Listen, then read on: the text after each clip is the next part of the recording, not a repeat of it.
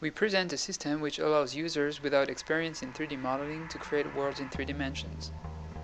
The user should be able to master the system with no prior training and build a decent textured 3D model in a few minutes. Let's first take a look at the hardware we use to support our interaction technique. It is made of 2 Nintendo Wiimotes and an infrared LED located on the tip of the user's finger. This allows us to track the 3D position of the finger at all times. The glove is also equipped with 2 buttons located on the same finger for easy access while moving the finger in the workspace. The first button opens the menu. The second button is for using the current tool.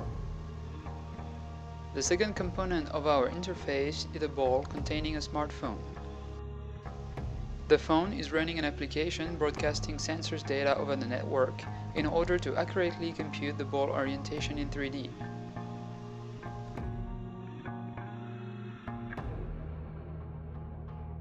The ball is a tangible object used to interact with our system.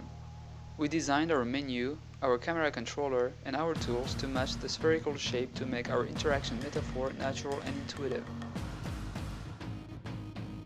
We decided that a stroke is an intuitive and easy way to input the model shape in our system, even for a person having difficulties to visualize objects in 3D.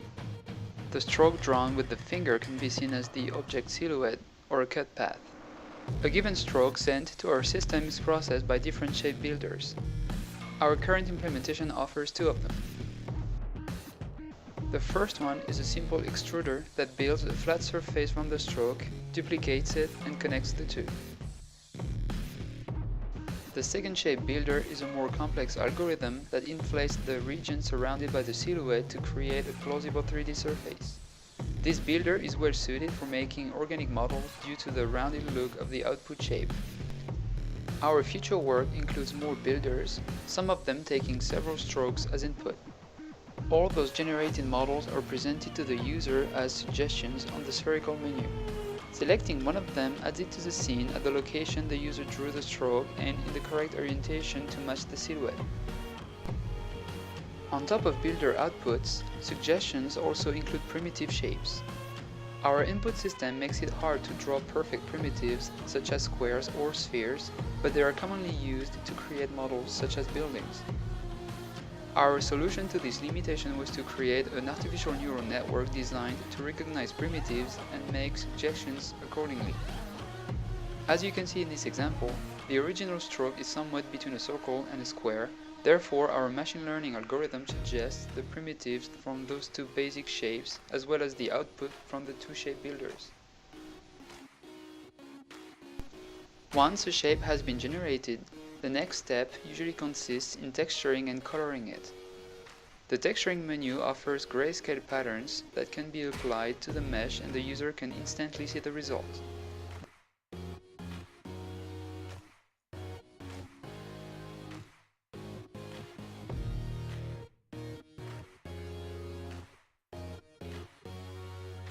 The next step consists in giving a color to this texture pattern. This is done using a spherical color palette to choose from.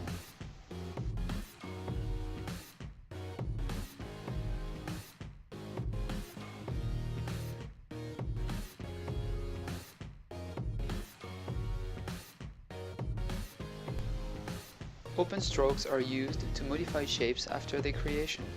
The user simply has to draw a stroke in space and the selected mesh will be cut off. In our implementation, we decided to automatically delete the cut-off part of the mesh, but we could choose to leave both meshes in the scene and let the user take care of the deletion.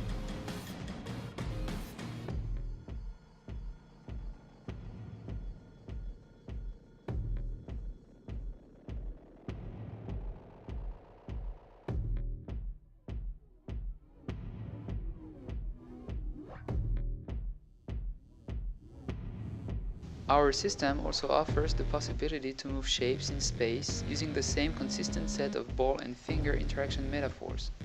A translation is performed moving the finger in the workspace, whereas moving the ball scales or rotates the shape. Several meshes can also be linked together in order to create a shape hierarchy. As the user moves the parent mesh, all its children will follow. This feature can become very useful for complex meshes made of many compound shapes.